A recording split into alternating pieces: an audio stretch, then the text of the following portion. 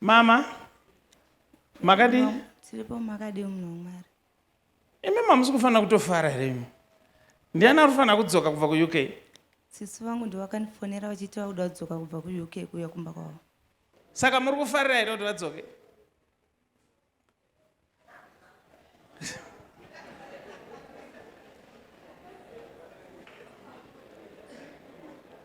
Dai ndisina kumbotaura navo pekutanga ndaifunga kuti havataure. Regai chinzwe. Zviri kufamba here mama? Muri right? Zviripo.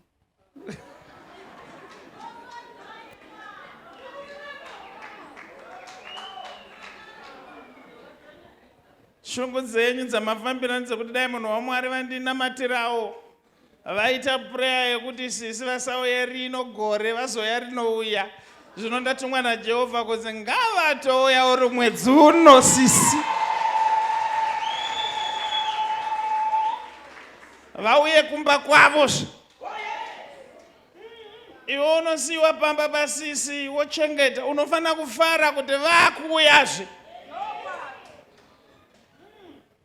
Unyari kutengesa zvinhu zvasisi madinner plates chese chinonzi chasisi iwe tengese sisi uyai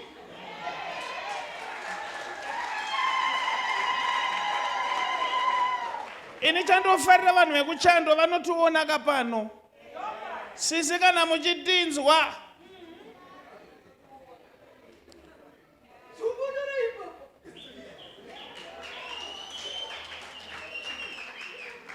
chiri pano chisikana.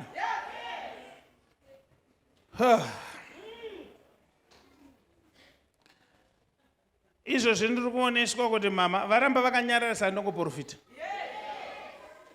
Ndiri kuoneswa kuti mama vane mapicture avaitumidzira esango zvaro vachiti mastands. Mari dzasisi vakadya. Sisi kana vadzoka moto. Moto. Kana uda kuzviuraya ndokupa tambo pawazviita izvozvo. Fire. Zvese zvauri kufunga zvekuti unofa ndotokupa uri wemakonzo. Fire.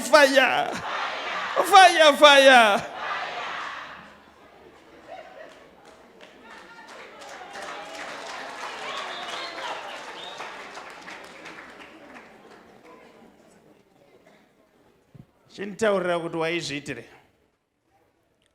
Ndokumbira prayer munhu waMwari vazoya next month.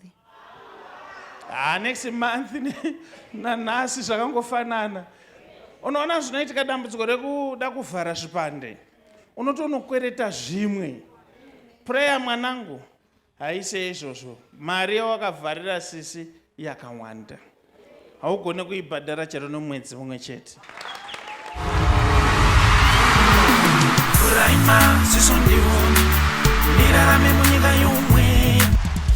Goodness and Mercy Ministries inokunzirai No Eat Before It Happens Prophetic Conference. Ibakwazi kungakenzakali ziva zvisati zvaitika.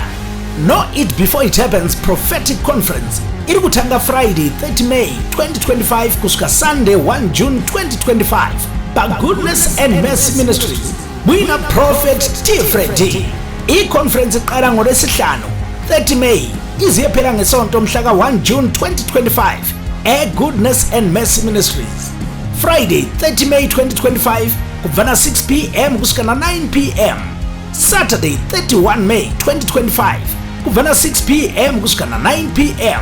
kuchiti Sunday 1 June 2025 kuvana 10:30 makuseni kusika 3 maskati.